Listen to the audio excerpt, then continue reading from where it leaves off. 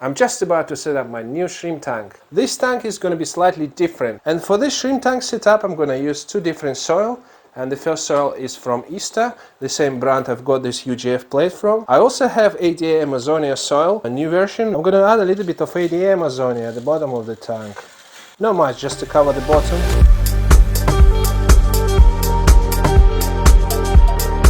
When I designed this tank, I decided to create a little area where I can feed my shrimps without the soil. I know some of you using feeding dishes works well as well. So this way I'm going to reduce the food getting inside the soil and pollute the water. This soil is leaking ammonia, and ammonia is very good for nitrogen cycle. Here you go, just added another layer of Easter Shrimp pH 5.5 soil. I'll almost use the whole back of the soil, guys.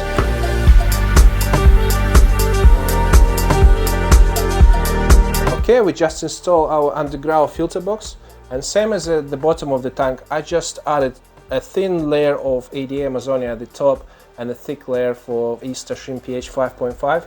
The reason the same, I want the ADA Amazonia leak ammonia and this ammonia cycle this UGF box quicker. I'm gonna sprinkle bacterial powder on top of the soil. I didn't put anything in between the layers or at the bottom. I'm not a big fan to do that.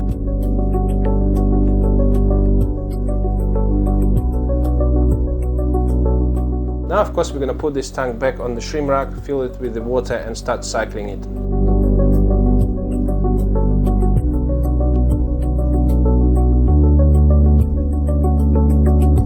Here you go guys, the tank is on top of the rack, and now we're going to fill it with the water, and of course I'm going to use my water dispenser to do it very slowly, just to make sure I'm not disturbing any bacterial powder. You can see this feeding space works very nice to fill the water with.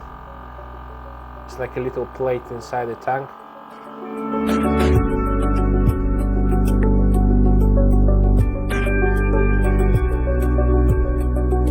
Okay, I filled the tank with the water, and I completely forgot to put the water inside the UGF box, and it started to float, so I have to bring it back to the corner. Okay, I'm back, and it's been 3 days since we set up the shrimp tank. This tank is doing well. I'm super happy with the results so far. The water became crystal clear. And this soil is very good because pH is quite low. And now it's time to set up this tank at the bottom, and I'm going to do it a little bit different way. Instead of having thick soil at the bottom, I'm going to do a very thin layer of the soil with just UGF in the corner. So I normally fill it right to the top, and this box is slightly taller than my other boxes. My normal size of the box is 10 cm tall, but this one is 11 cm tall. Always good to have a little bit extra soil. So I normally put the soil in one place, just make a little pile. I would say like this should be enough.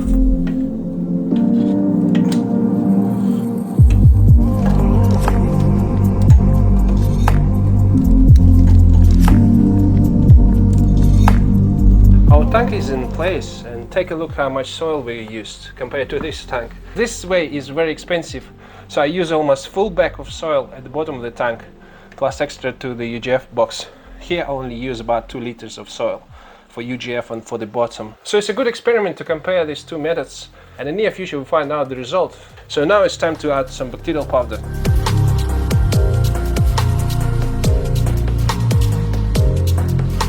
And I already connected this tank to water top-off system. As you can see, I have a floating valve on this tank and floating valve on this tank. And again, I want to use my water dispenser to slowly add the water into the tank. Just don't want to disturb the bacterial powder and mix it with the water. And I'm going to use the tank water because I just did a water change in my tanks. It's okay, why not? Just to save a little bit of our raw water. Let's press the button.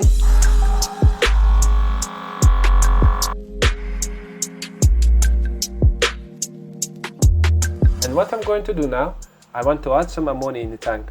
And here I have a household ammonia. It's basically a concentrated ammonia. And very strong stuff, don't try even to smell it.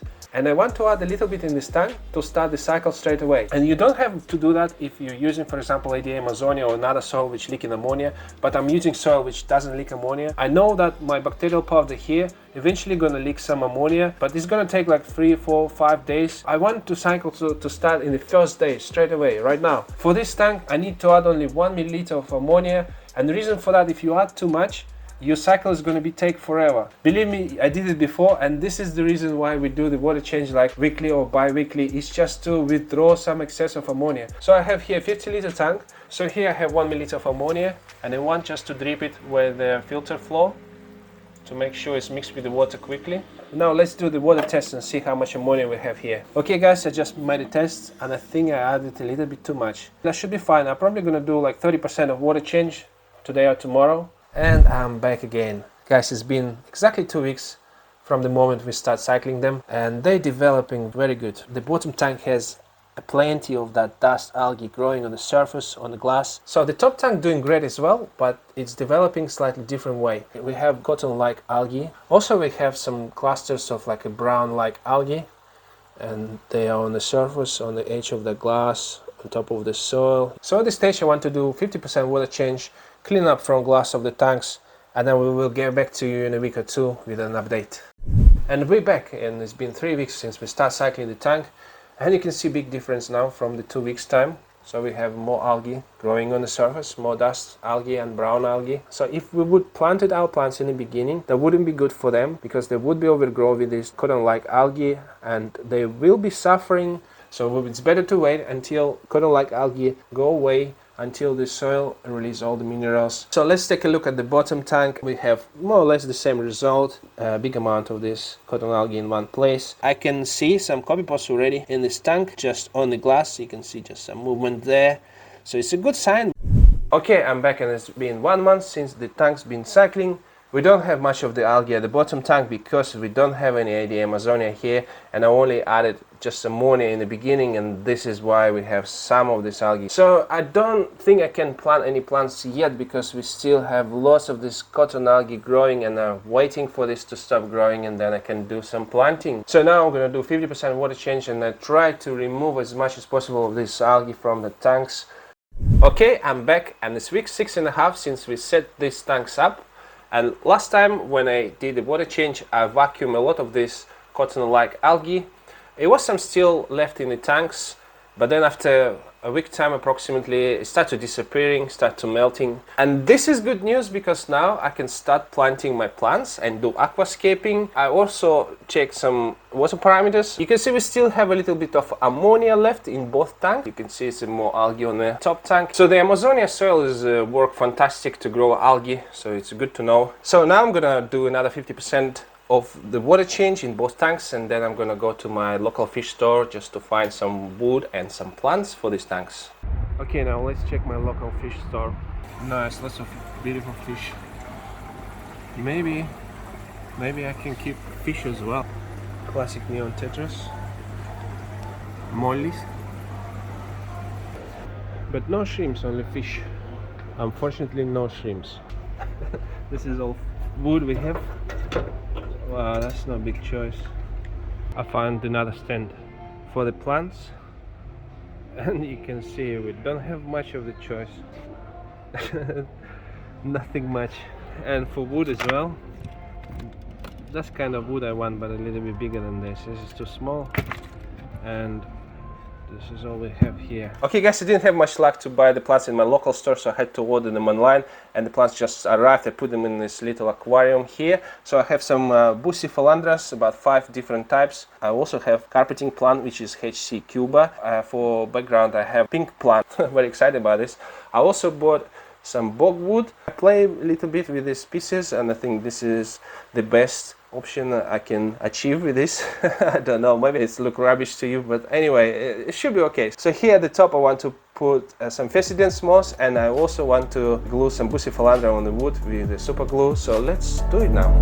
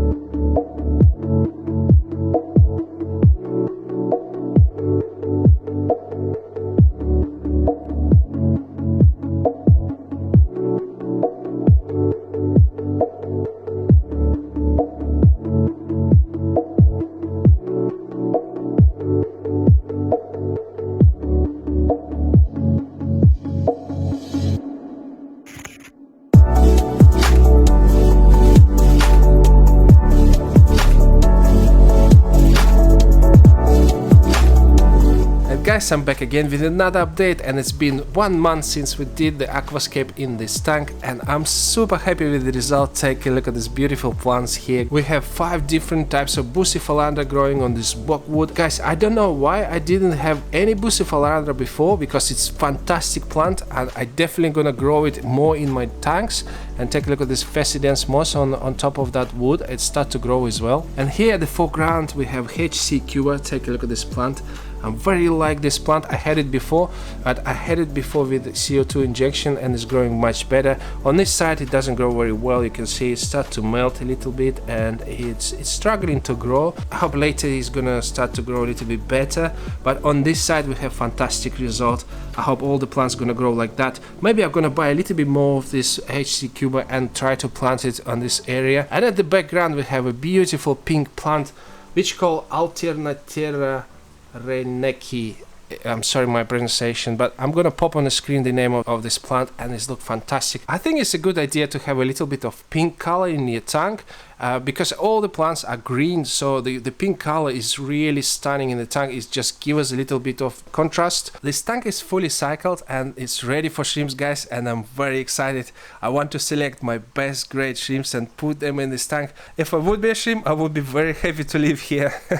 And guys, I've been thinking for quite some time which type of shrimps to add into this tank, and this tank is looking beautiful, looking good, so I decided to select my highest grade of red and black galaxy, mix them together and add them to this tank, and I think they're gonna look absolutely stunning in this tank. I want to select 10 or 15 very good looking high grade black galaxy shrimps from this tank.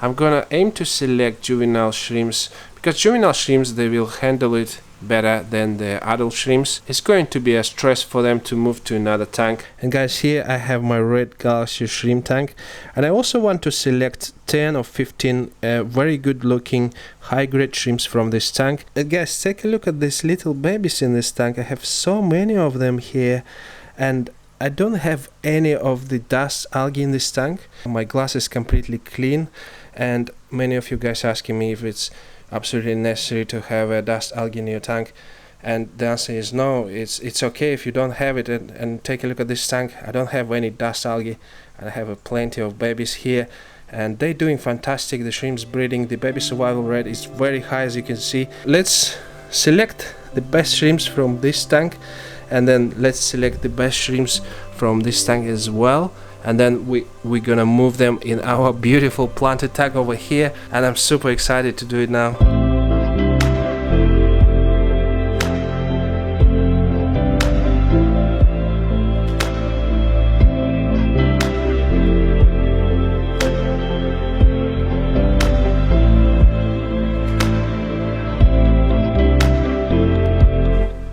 Here you go, guys, take a look at the shrimps.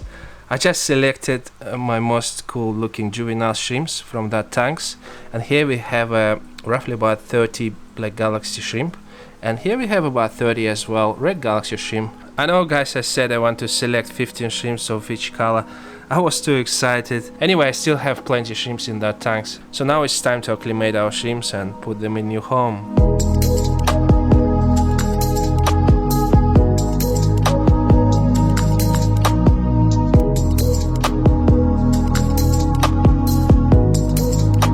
Finally, guys, we've got our shrimps inside this tank, and take a look at them. They look gorgeous here, and now they're just exploring the tank, and here we have a plenty natural food for them. This tank been cycled for 10 weeks, and for that period of time we have a lot of algae and biofilm growing on the surface, so there's plenty of organic food for shrimps. I'm probably gonna wait for 1 week before giving them the first feeding.